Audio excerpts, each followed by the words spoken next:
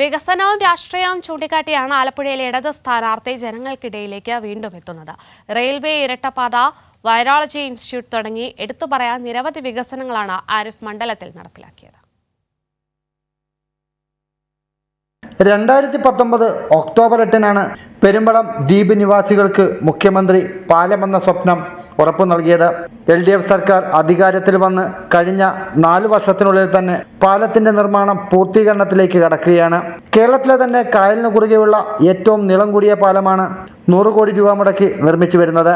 അരൂരിലെ മുൻ MLA-യും ആലപ്പുഴ MP-യുമായ AM ആരിഫിന്റെ ആവശ്യപ്രകാരമായിരുന്നു മുഖ്യമന്ത്രി അന്ന് പാലം എന്ന ദ്വീപ് നിവാസികളുടെ സ്വപ്നം യാഥാർത്ഥ്യമാക്കിയത്. പൊതുമരാമത്ത് വകുപ്പ് മന്ത്രിയായിരുന്ന G. സുധാകരനാണ് അതിന്റെ നിർമ്മാണ പ്രവർത്തനങ്ങൾ ആരംഭിച്ചത്.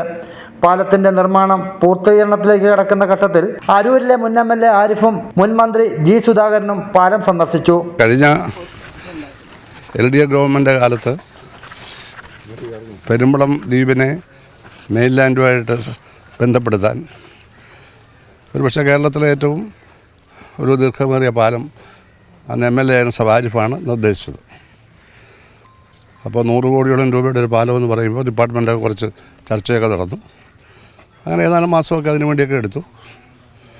ഒടുവിൽ PW മന്ത്രി ഞാനത് ഒപ്പിട്ടു, മുഖ്യമന്ത്രി ഒപ്പിട്ടു.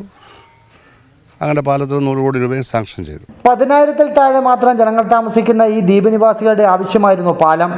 അത് ഇന്ന് ആരിഫ് യാഥാർത്ഥ്യമാക്കിയിരിക്കുകയാണ്. വീണ്ടും ഒരു തിരഞ്ഞെടുപ്പിലേക്ക് പോകുമ്പോൾ ആരിഫിന്റെ വികസന പ്രവർത്തനങ്ങളിൽ എടുത്തു പറയാവുന്ന വികസനങ്ങളിലൊന്നാണ് പെരുമ്പളം ദ്വീപ് നിവാസികളുടെ സ്വപ്നം യാഥാർത്ഥ്യമാക്കിയ പെരുമ്പളം പാലം. ഷാജഹാൻ, കൈരളി ന്യൂസ്, ആലപ്പുഴ.